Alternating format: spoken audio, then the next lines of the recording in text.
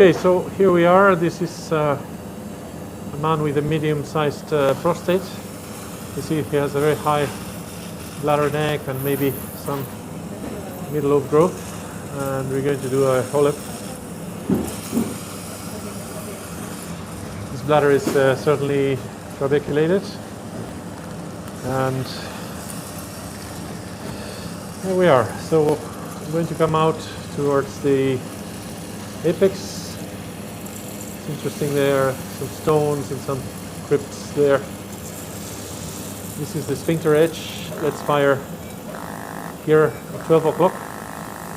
I want to mark the white line, the limit of the sphincter with the apex. And I'm going to try to deepen this, what I call the white line, a little bit. So we can, let's say, carve a groove between the sphincter and the adenoma. Here we are.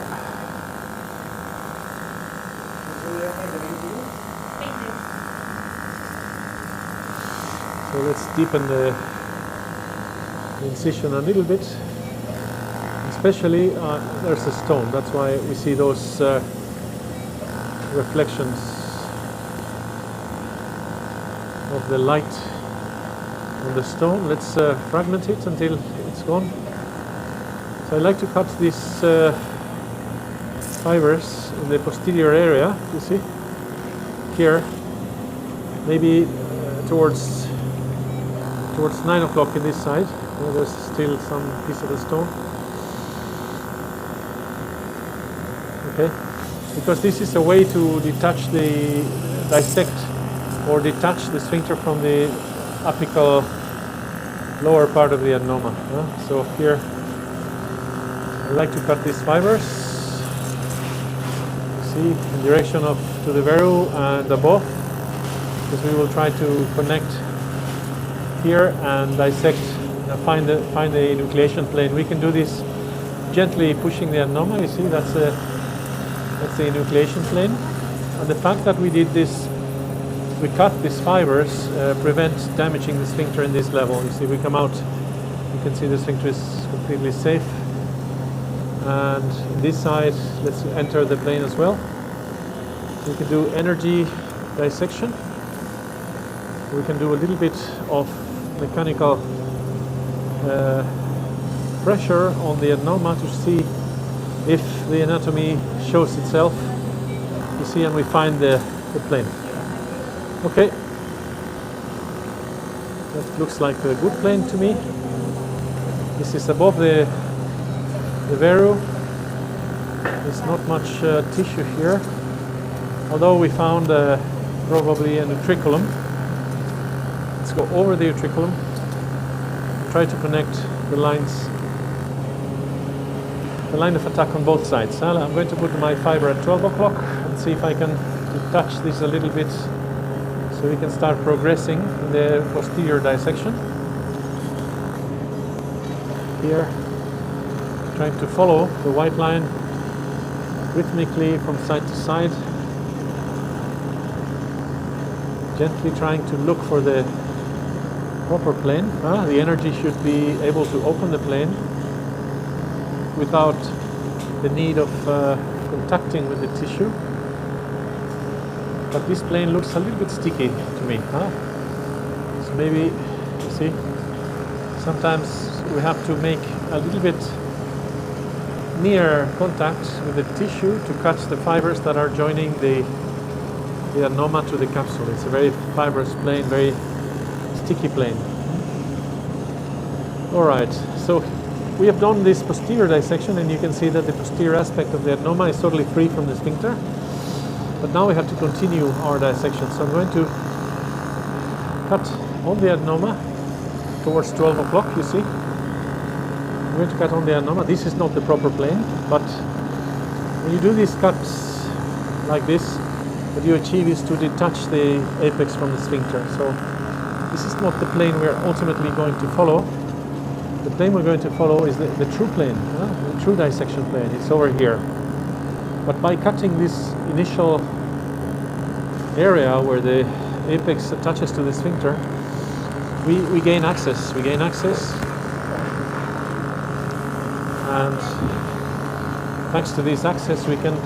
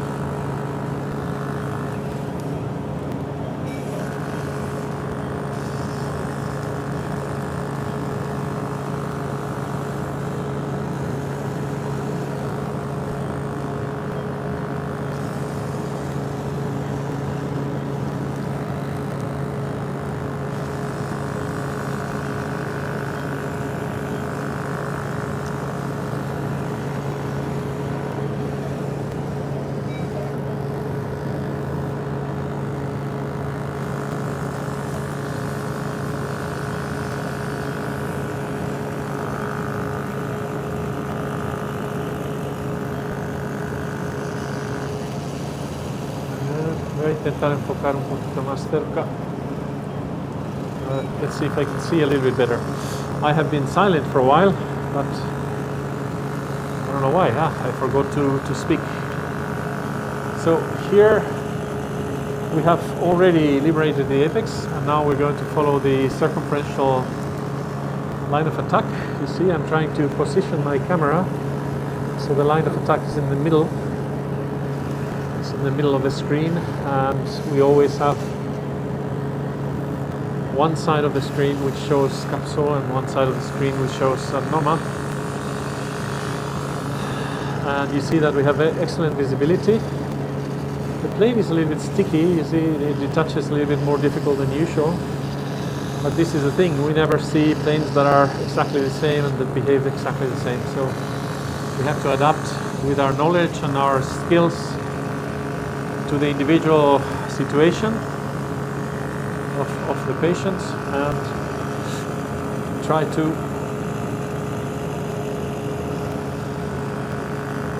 complete our work.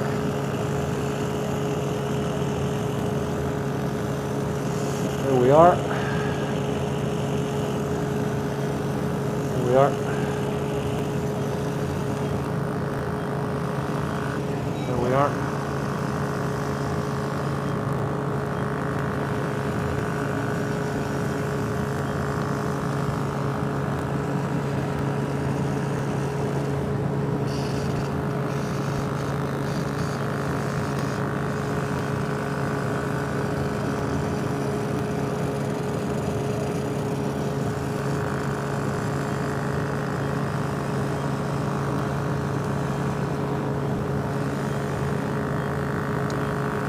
Just following the contour of the prostate, we know prostate is a pseudo-sphere. We have this line of attack to follow. You see, sometimes the quality of the plane gives us some tips, tell us if we are right or not. Sometimes it's more cryptical, more difficult to tell.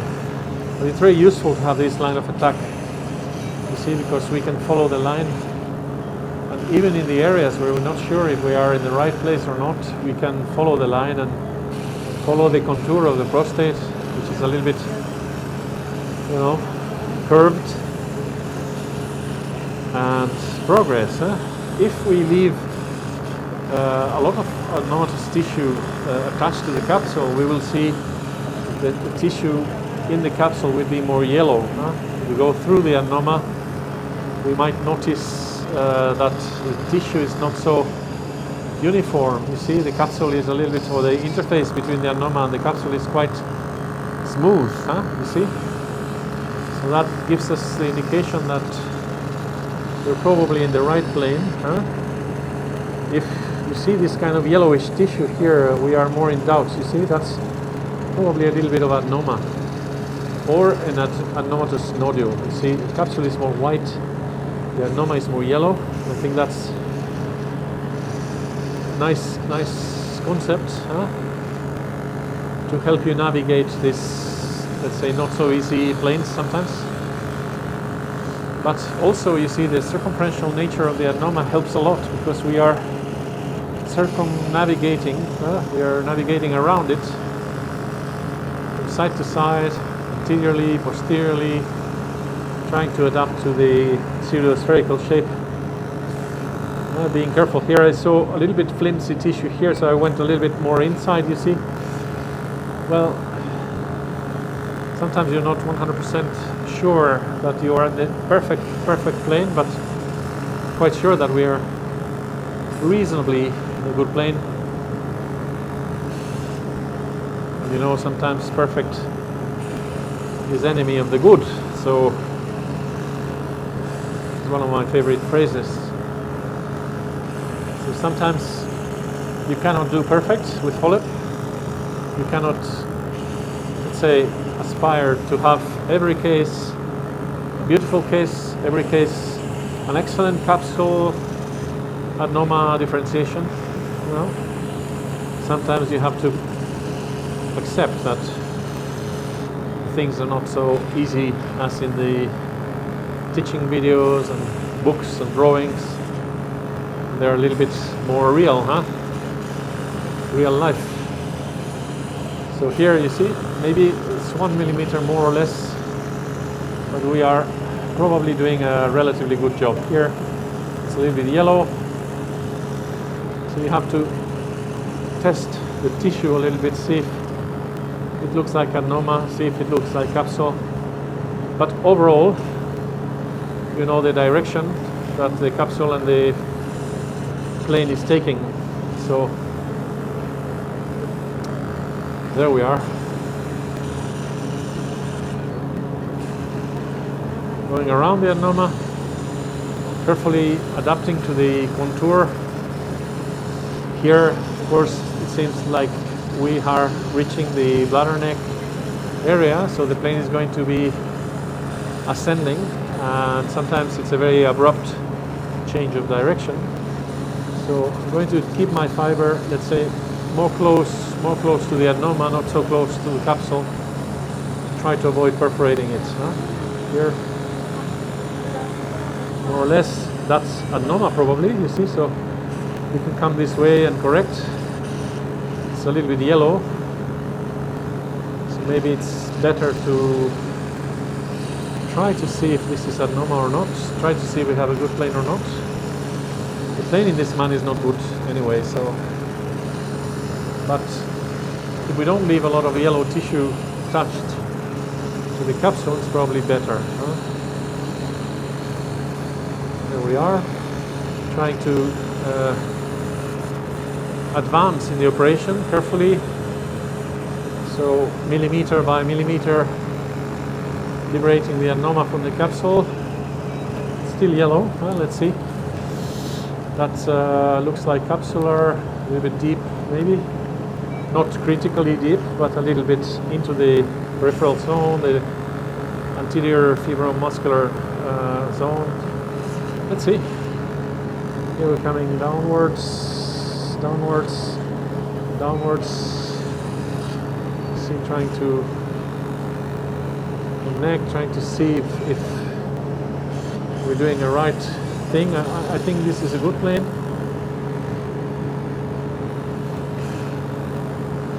Yeah, sometimes it's difficult, so you have to do your your best.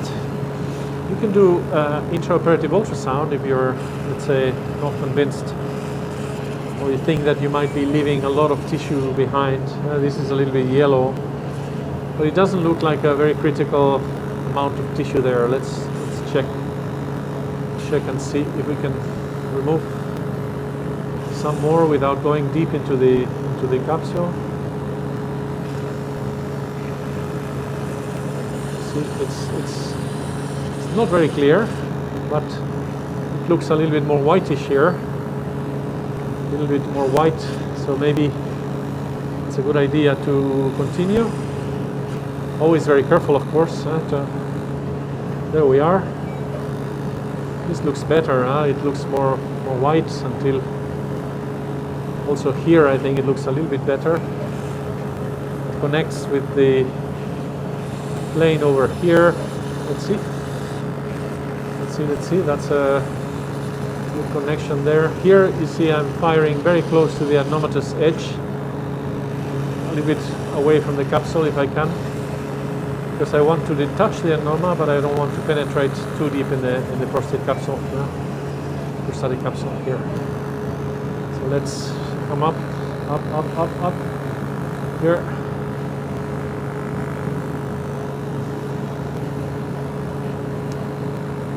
Up. There. Slowly we will gain more access, better access, and also more insight on the anatomy, how it goes, how it works. If we are going too deep here, it looks a little bit deep there. Let's see. It's a vessel. Okay, let's see if we can enter the bladder neck. I think it would be a good idea to have the reference of the bladder neck. Now we're coming anteriorly here. This look like circular fibers here, you see, of the bladder neck. So we are aiming a little bit downwards to see if we start seeing the change, the direction of the fibers. Where see how we can access the bladder. This looks a little bit transparent now. So we might be here. Now you see these are mucosal fibers. Let's enter the bladder neck.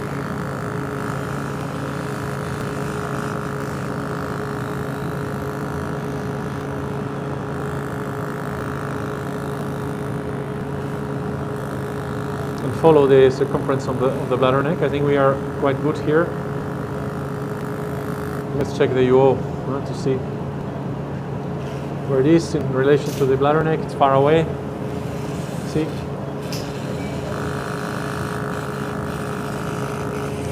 Let's see this side how it goes.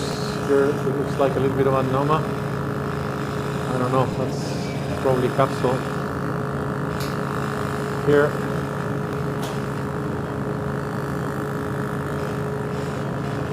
Bladder neck. That looked a little bit yellow to me. So it's a matter of finding a good balance between how much tissue you remove and how deep you go into or near the prostatic capsule. Aquí vamos a morcelar en un momento, ¿eh? ¿Ya está el paciente o no? Cuídalo ya. So here, this posterior. Connecting now. I'm trying to stay here a little bit close to the adenoma, trying not to get too deep, but at the same time trying to remove as much tissue as I can. That's posterior. It's coming out nearly there, nearly close to the bladder neck. Let's see. We have posterior aspect connecting already with the sides, the other side. This is midline below the middle lobe. And here we have to see where it goes. The plane is not giving us any good information, so we have to guess. Guess. We know the circumferential nature of the adenoma. We have some reference where we're coming, where we're going. The bladder neck. Let's see if I can detach all this lateral aspect towards the bladder neck.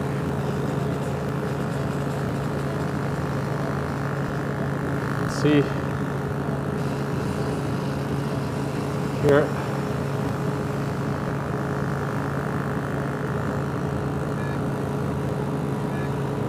If they're coming below the adenoma. See, this is looking a little bit flimsy there, so we don't want to go there. We want to stay up here, crossing over to the other side. At the same time trying to connect with what we already had on the other side.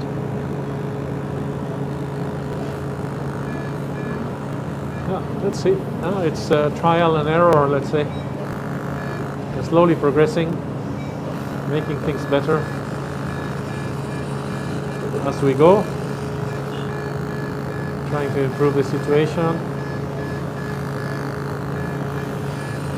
This is bladder neck at the other side. The laser is making a strange noise. We have heard it before. I don't know why it does it. Okay, so where is the UO? There, huh? We have a UO a little bit far away from us. This is the posterior aspect. This is what looked like adenoma. You see, we went a little bit deeper there. Let's see if we can release this lower aspect here. Elevate it and then try to connect one side with the other side and progressively liberate this from the capsule posteriorly. Huh? There we are. It's not clear. Huh? The plane is not easy, but despite that, we are managing to do a very nice dissection, I think. Even we took this nodule. This is here. It's the bladder neck. So let's see. This is the other side. So let's mark a rhythmical line from side to side. There we are. I'm back.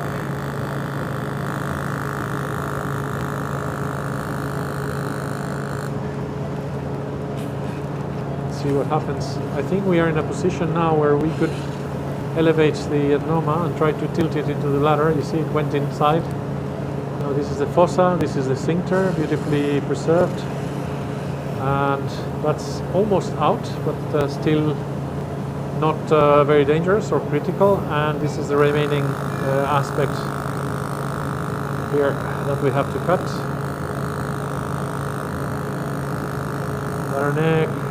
Bladder neck, and off it goes, I think.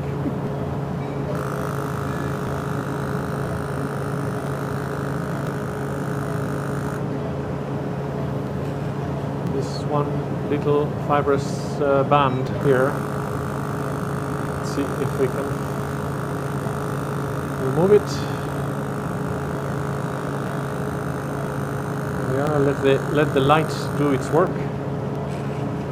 UO, perfect. UO over there, perfect. And this is the fossa. Excellent work. I think here it's a little bit irregular here. This should go, I think. Let's see.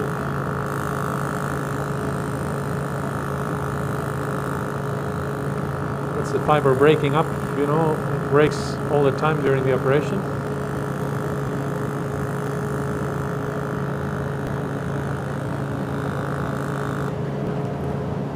Take this piece out, so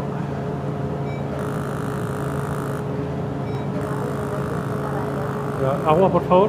Tengo agua, sí. Sí. Se ha salido, ¿no?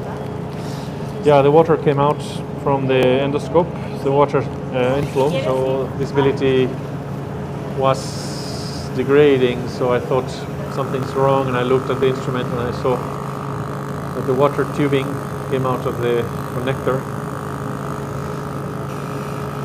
It's a little bit fibrous prostate.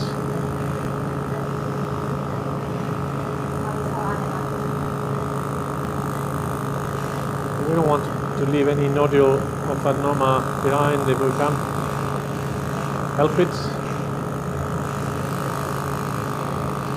The light has to cut this, so be patient until we manage to detach it completely. There we go. That looks much better. This is probably nothing. We can also vaporize it with the laser. You know, this laser, close contact can vaporize small amounts of tissue. So you have a little bit like this, or like this. You can just vaporize it. Okay, so let's morcellate. I think we have a good hemostasis. Just have to be careful that the catheter will not go in there. So typically what I do when I put my catheter inside is to put the finger in the rectum, push this part of the prostate up, so when the catheter goes in, it goes in the bladder. Okay.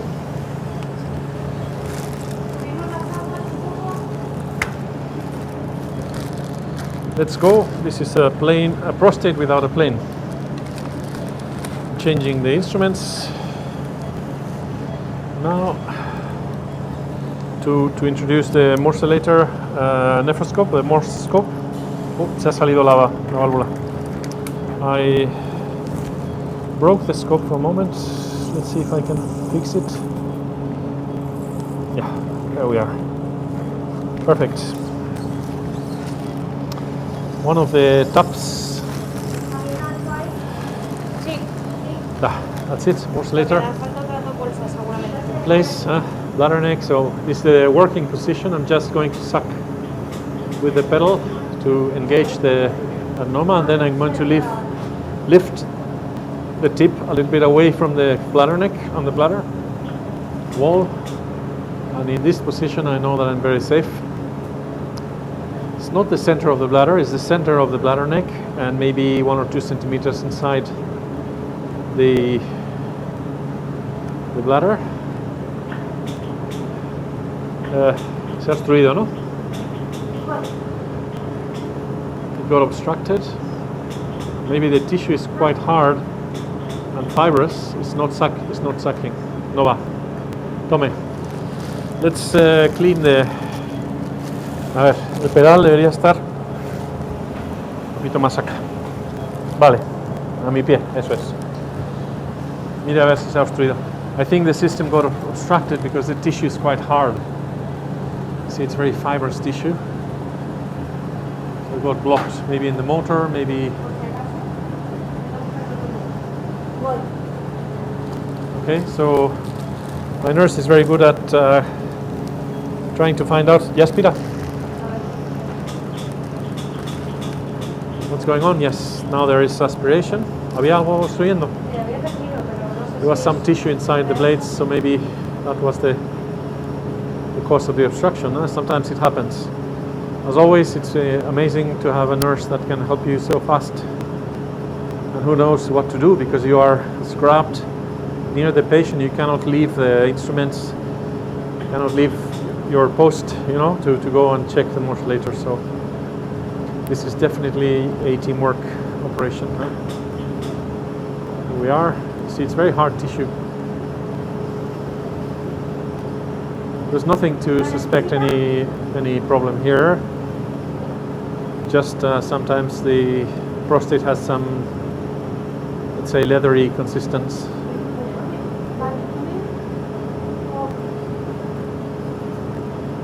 And harder to chew by the morcellator. See, there we are. That's the final piece. I think we finished. This is a nice fossa, nice sphincter. Let's go. Vámonos.